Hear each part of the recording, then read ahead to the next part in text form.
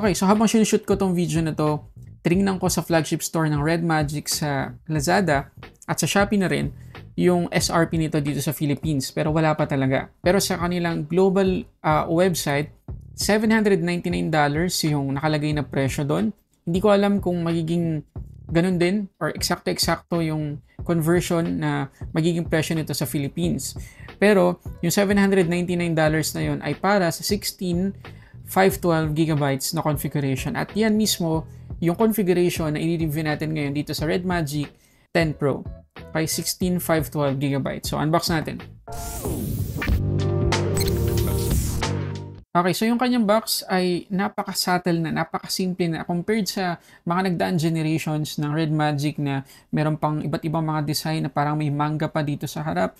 Pero ngayon, sobrang simple, napaka-premium ng itsura. Meron lang tayo ditong Win More Games na text. Dito naman sa may ilalim, makikita natin yung colorway na napili natin, pati na rin yung configuration. At yun na yun guys, wala na tayo ibang makikita. So, open natin. Ang una nating makikita sa box ay itong document sleeve na merong Red Magic na logo.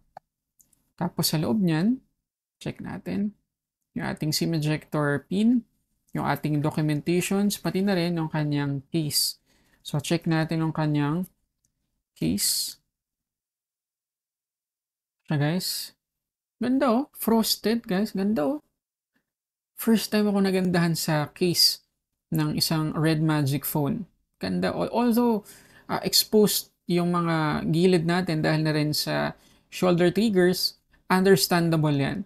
Pero, ngayon lang din, inihin lang din ako nakakita na halos buong likod ng Red Magic phone ay walang butas. Yung camera module lang. Sobrang galing. Napaka, ang layo na narating ng Red Magic. Anyway, ito yung mismong phone. Tingnan natin. Sobrang flat na flat guys. Ngayon pa lang nafe-feel ko na talaga siya na flat na flat. Tingnan natin. So yung nandito sa atin ngayon guys ay yung dusk na colorway. Pero meron pa tong ibang colorway. Meron tayong moonlight. Meron tayong dusk yung i-unbox natin ngayon. At meron din tayong shadow. Ito na guys yung itsura niya kapag inilagay natin yung jelly case. Ang ganda. Sobrang premium na itsura. Tapos hindi siya kapitan ng smudges, ng fingerprints. Napakalinis tingnan at may additional grip kasi textured siya, hindi siya flat na flat. Yung case mismo hindi flat na flat. Pero yung mismong phone natin, yung Red Magic, flat na flat guys. Yung kanyang camera module, walang bump. Ano, as in all the way, walang bump. Parang kami hawak na brick. Ayos na ayos yung ginawa nila dito. So balikan natin yan. Tingnan pa natin ibang laman ng box. Tanggalin natin to. Meron tayo ditong charger, tsaka yung kanyang cable. Yung kanyang charger guys ay USB-C na yung port at 100 watts na. Tapos ganun pa rin yung kanyang charging cable. Kulay red pa rin yung accent.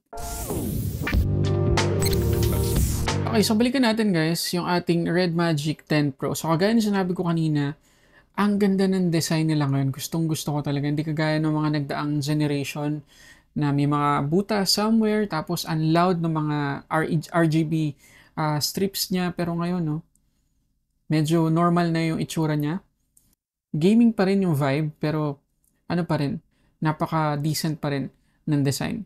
Meron pa rin tayo ditong built-in na fan na 23,000 RPM yung speed. At kasama yan ng Red Magic IceX cooling system na merong solid state liquid metal cooling. At syempre, present pa rin yung ating shoulder triggers sa magkabilang side at 520Hz pa rin yung touch sampling rate niyan. At same na same sa Red Magic 9S Pro. At syempre dito sa may right side pa rin makikita natin ang ating game space na slider. Kapag slide natin, ganun pa rin mangyayari. Bubukas yung ating game space pero mamaya babalikan natin yan. Tapos, nandito yung ating headphone jack, IR blaster, secondary speaker, secondary microphone, tapos sa ilalim, main speaker, yung ating USB-C port, main microphone, at yung ating SIM tray. At syempre, dito sa harap makikita nyo, proportion sa bawat side, sobrang nipis na ng bezel ng phone na to. Sobrang immersive talaga. At ganun pa rin guys yung kanyang selfie camera, in display pa rin.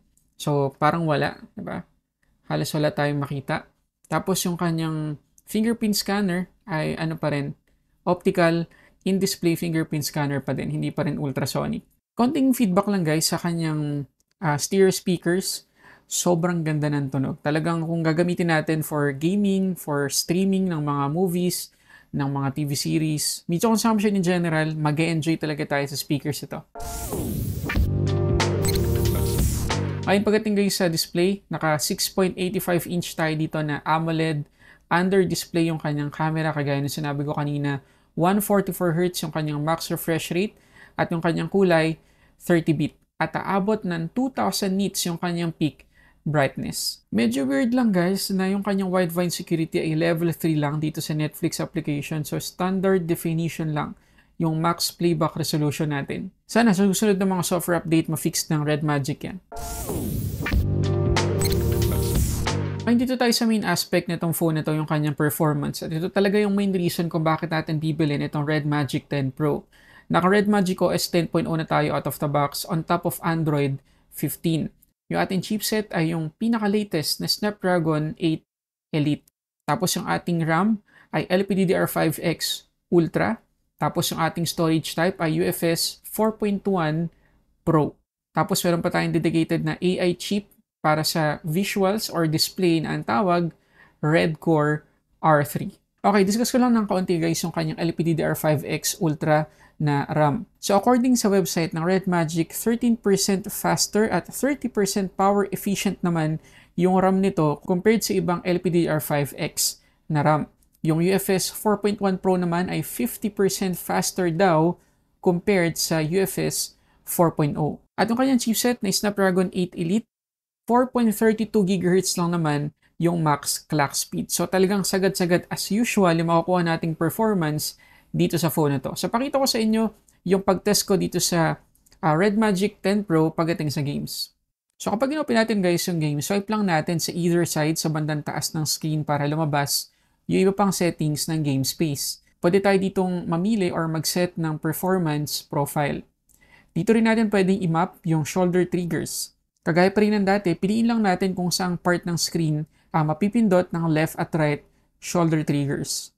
Sobrang responsive guys ng triggers at malaking tulong talaga para mas ma-enjoy natin ang game experience. Pero sa totoo lang guys, wala pa rin talagang tatalo sa isang physical na game controller. Kagaya lang itong ginagamit ko palagi na GameSir controller. At dahil sa flat na form factor itong Red Magic 10 Pro, perfect fit siya dito sa GameSir controller. Parang Nintendo Switch na kayong datingan eh.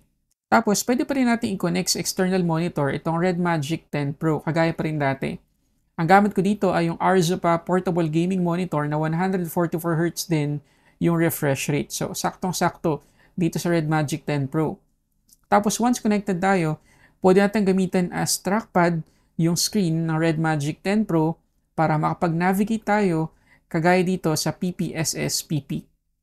Try natin sa PSP emulation itong Red Magic 10 Pro. Set lang natin sa high settings itong PPSSPP dahil gusto nating makita kung kakayanan ng Red Magic 10 Pro yung ganyang settings. Pero imbes na yung phone mismo yung gamitin natin as controller, ang gagamitin natin ay GameSir controller para mas immersive yung experience natin at para naka-gaming console talaga tayo. And yes guys, sisiw na sisiw dito sa Red Magic 10 Pro ang PSP emulation. At para makita ninyo na kahit ano pang ibato nating games dito sa Red Magic 10 Pro kakayanin niya, tingnan natin yung mga Antutu scores na nakuha ko dito. Okay, una sa lahat guys, meron tayong tinatawag na extended RAM or virtual RAM dito sa Red Magic 10 Pro. So kahit na 16GB na yung ating RAM, if ever lang naman nakulang pa rin yan, pwede nating enable yan at pwede tayo makapagdagdag ng additional 12GB of virtual RAM. So tingnan natin yung epekto niyan sa kanyang performance. Okay, so ito guys yung unang Antutu score na nakuha natin. 2,527,971. Grabe. Yan ay kapag naka-on yung kanyang extended RAM. So, try nating patayin ngayon. At ito naman guys, yung result. 2,520,539. So, bumaba ng kaunti nung pinatay natin yung extended RAM. Dahil sa sobrang bilis na storage type na nakalagay dito sa Red Magic 10 Pro, mabilis din yung performance ng kanyang virtual RAM. So, malaking tulong talaga kung gagamitin natin yon if ever lang na talagang kulang pa sa atin yung 16 gigabytes. Pero kagaya pa rin dati, ang bad news or sad news dito sa Red Magic 10 Pro, umiinit pa rin guys. Matindi talaga yung init. Pakita ko sa inyo yung result ng wildlife stress test. So una sa lahat guys, makikita ninyo yung stability score natin, 62.9% lang. Bagsak talaga. Makikita ninyo yung kanyang throttling dito sa may graph. Pababa ng pababa talaga. So, hindi stable yung performance niya. Tapos, idagdag pa natin guys na nabawasan tayo dito ng 13% na battery nung nag-test tayo dito sa wildlife stress test. Tapos, nadagdagan tayo ng tumataginting na 21 degrees. Umabot tayo ng 51 degrees guys. So, kahit na updated at upgraded yung kanyang cooling system, talagang malakas pa rin yung ma-generate na heat nitong Red Magic 10 Pro. Sana sa mga susunod na software updates, ma-improve kahit pa paano yung thermal performance itong phone na to. Yun nga lang, double check pero nakita ko kasi na isang major update lang yung pinapromise ng Red Magic dito sa phone na to. Pero nung kinunik ko siya sa external monitor habang nag-games ako, wala akong alarming heat na na-experience or na-feel sa Red Magic 10 Pro. At ang maganda pa dyan, kung ikakabit natin sa external monitor o mag-games tayo habang nag-charge para less yung init, pwede nating enable yung charge separation. At speaking of charging, doon tayo sa kanyang battery capacity. So itong Red Magic 10 Pro ay merong 7,050 mAh na battery capacity at capable sa 100 watts na fast charging. Pero, hindi dahil mataas yung battery capacity, mataas na rin yung SOT na nakuha natin dito. So, check natin. Okay, so tingnan natin guys yung results ng PCMark test. So, una sa lahat guys, lahat ng test na ginawa ko ay naka 50% yung brightness. So, itong una, 8 hours and 2 minutes lang yung nakuha natin. Ang setting natin yan, naka-auto yung refresh rate at naka-on yung kanyang built-in fan. Yung sunod naman ay 7 hours and 55 minutes. Naka-fix naman sa 120 Hz yung ating refresh rate at naka-on ulit yung fan. Ito namang susunod ay 7 hours and 46 minutes. Mas mababa pa, yan ay kapag naka-fix tayo to 90 Hz at naka-on yung fan. So inisip ko, siguro malakas sa konsumo sa battery yung fan. So in-off ko, inulit ko ulit, 8 hours and 1 minute lang talaga yung nakuha natin kapag naka-auto refresh rate at naka-off yung fan. So doon sa results ng mga test na ginawa natin sa kanyang battery, kahit alin man doon sa SOT na yon, walang naka 2 digits. Isa lang talaga at naglalaro lang to 7 hanggang 8 hours of screen on time. So nakakalungkot. Again, sana sa mga susunod na software updates, ma-fix yun or kahit na ma-enhance man lang o ma-improve ng Red Magic. Ngayon dito tayo guys sa kanyang camera. Meron tayong 50 megapixels na main shooter, 50 megapixels na ultra-wide, 2 megapixels na macro, at 16 megapixels na selfie camera or under-display camera. At yun yung una nating pag-usapan. So makikita ninyo dito sa video ng kanyang 16 megapixels na under-display selfie camera, ganun pa rin guys. Hazy pa rin yung quality. Parang merong dumi or parang merong fingerprint or smudge dun sa mismong selfie camera.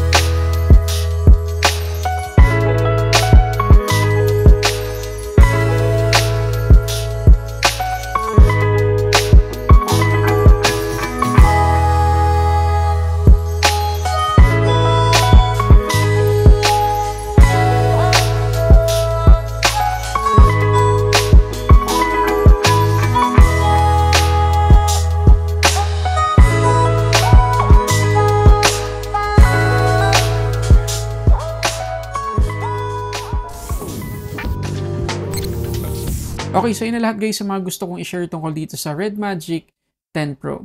So overall guys, ito lang yung opinion ko. Hindi ako na-disappoint sa kanya pagdating sa overall performance, display, sa charging speed, yung kanyang chipset, RAM, storage, top-notch. Talagang sagad-sagad yung performance or specs na makukuha natin dito. Yung thermals lang talaga. Sana ma-improve yun ng Red Magic sa mga susunod na software updates. Yun lang naman. Pero kung kayo tatanungin for $799, sa tingin nyo, sulit to? Comment kayo dyan sa baba. At if ever na meron na to sa Lazada Philippines or sa Shopee, ilalagay ko yung link dyan sa baba. So yun guys, maraming salamat sa panonood para sa samot-saring unboxing or reviews. This is Sulit Tech Reviews.